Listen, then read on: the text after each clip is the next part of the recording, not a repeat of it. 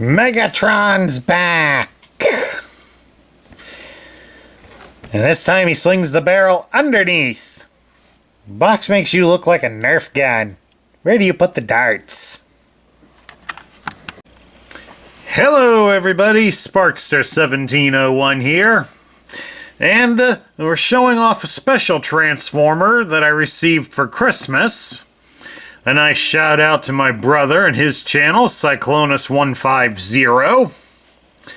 This is Megatron from the Henkei series from Japan. Also for a time known as Transformers Classic here in America, although this version was not released in America. He was released in 2006 in America, 2 years prior, but he was done in a very garish paint scheme that left him primarily blue and either a yellow or an orange color, something to make it very bright and colorful. Now, of course, that was done primarily for toy safety rules, since Megatron becomes a gun. It's no secret of that. That's always been the classic alternate mode. But toy gun laws, especially here in the United States, are extremely strict. And for good reason, because we're stupid here in this country. Too many people will go out and use these to commit crimes and get hurt, or inadvertently shot by law enforcement. I ought to know, I experienced some of that fear when I bought my G1 Megatron at a toy show. There were police crawling around, and I did not dare pull that toy out of the bag. I'm sitting in a corner waiting on my brother to turn up, and I'm transforming him inside the bag.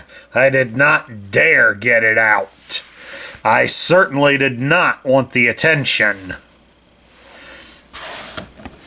But unfortunately, we got too many people in this country that seek that as attention.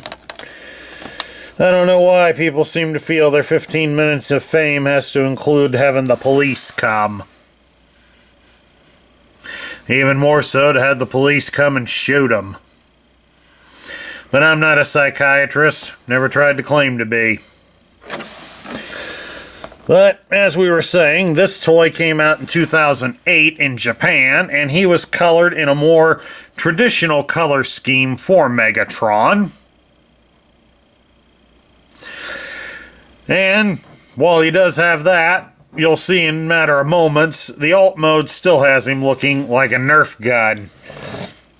You get to see that in a moment here, because we'll show you the box that he came in. And as you can see, he does kind of have the appearance of an oversized Nerf gun. Now, it's one side of the box. It goes up through a basic transformation. And we do something similar here on the back, and it kind of shows off some of the things. Down here, it does give something of a bio and tech spec. As it would have his strength, intelligence, speed, endurance, firepower. Like down here, there's skill, that would be his rank, and endurance and such. And then here at the end, the big number, 70, that's the grand total of all of these numbers added together, to kind of give an average. Japanese Transformers always did that. It was rather interesting. And then over here on this side, you'll see the other toys that were available in this wave. As it shows all the Autobots that would have been available. And they got a Versus down here to add the other Decepticon. So we have here, as they would have it, Convoy, Bumble, Grimlock, Ligear, and Starscream. Or as it would be known to America, Optimus Prime, Bumblebee, Grimlock, Mirage, and Starscream. So there you go, folks. You got to learn some of the Japanese names. Now, for this Megatron, he has no accessories, really. But he did include a small collector's card. It just basically shows the toy on the front, and then it reprints the bio, the tech spec bio, and the stats on the back, and shows the alternate mode. We also got a set of Japanese instructions. One of these days, I'm going to learn how to read these things. And then lastly, it also included a short manga, so that it kind of gives a little comic book to showcase off the toys. And yes, I am opening it up in the correct way. For those that aren't used to manga, it's read in the opposite direction that we normally read a book. It does take a little adjustment, but I'm at the point with it I can read both books and manga forward and backward.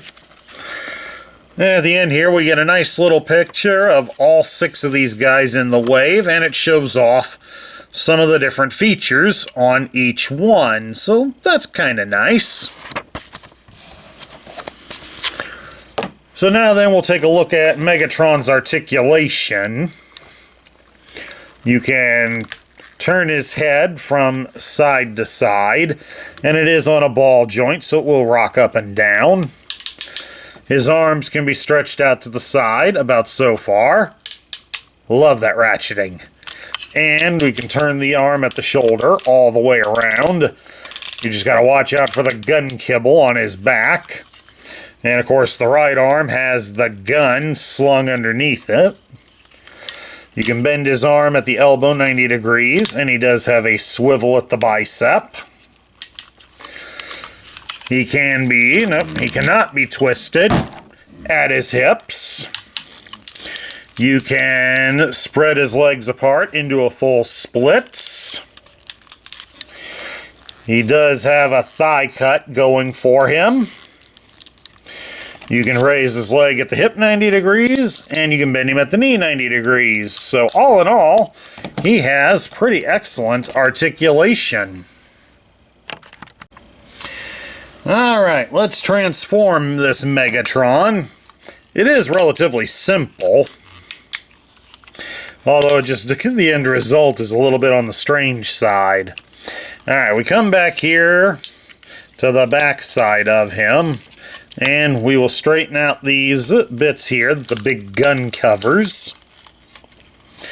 And then we'll separate it on his back and stretch things out a bit. I'm going to keep the gun things like that for the time being, so it keeps them out of the way. So once we got it like that, we're going to start shifting his arms.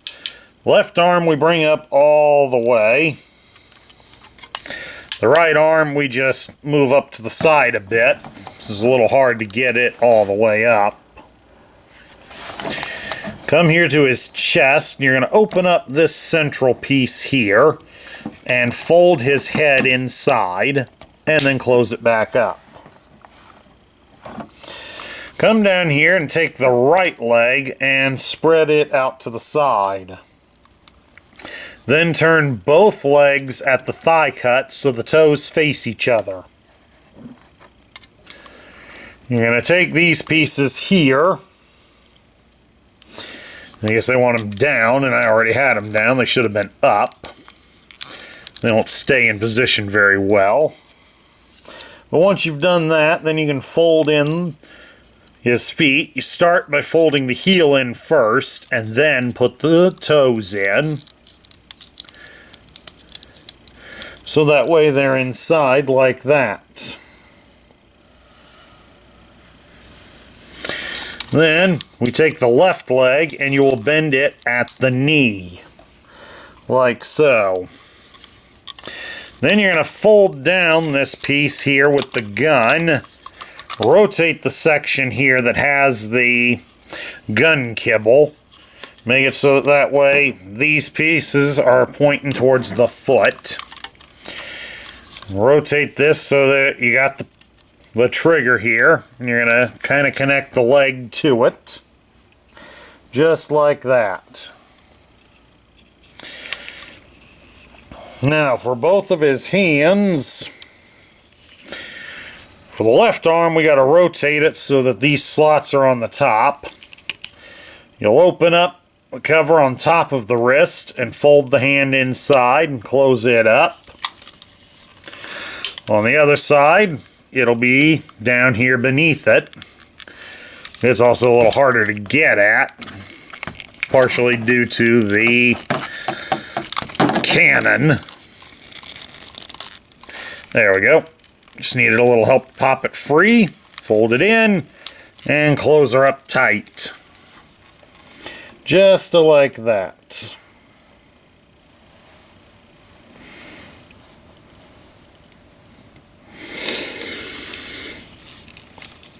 And then we just stretch out this piece here on the gun arm so that it gets the scope to lay flat on it. Rotate the arm like so, so that now the hammer is on the bottom. We'll come over here to the other piece. We're going to fold the arm up.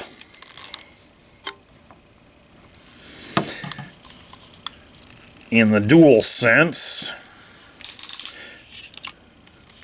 Alright, folds up like that then. We have the arm turned the wrong way.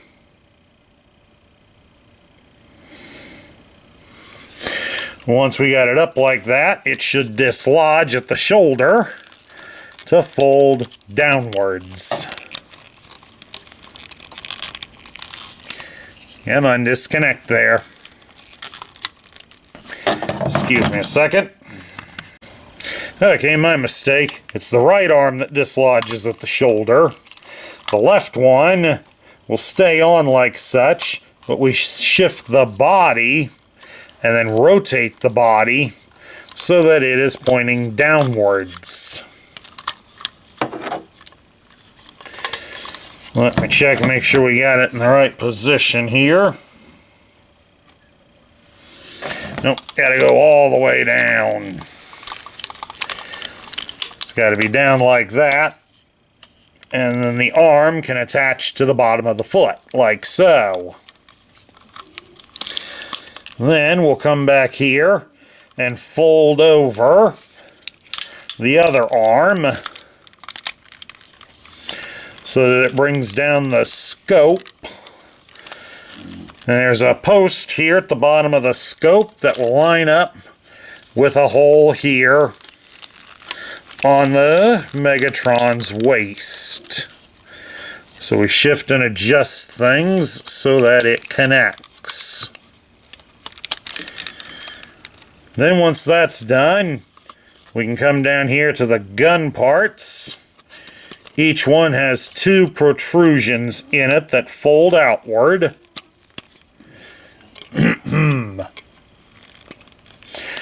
And then once they are in position, you can then fold them upwards.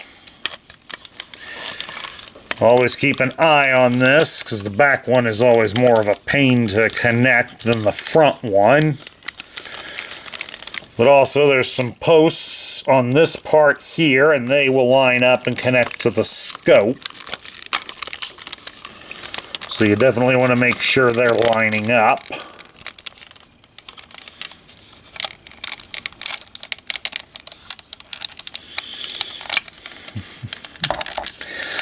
And then it should all come together. Now, the problem is that the back one is always a pain. And keep trying. Alright, once we got it connected, part of the problem is the way some of these connection folds don't always exactly line up the way you want them to. So it resulted in a piece getting in the way. But we finally got it together. And just like Larry said, Megatron turns into something that looks pretty close to a Nerf gun. Unfortunately, the barrel is sealed up, so he doesn't hold any Nerf darts.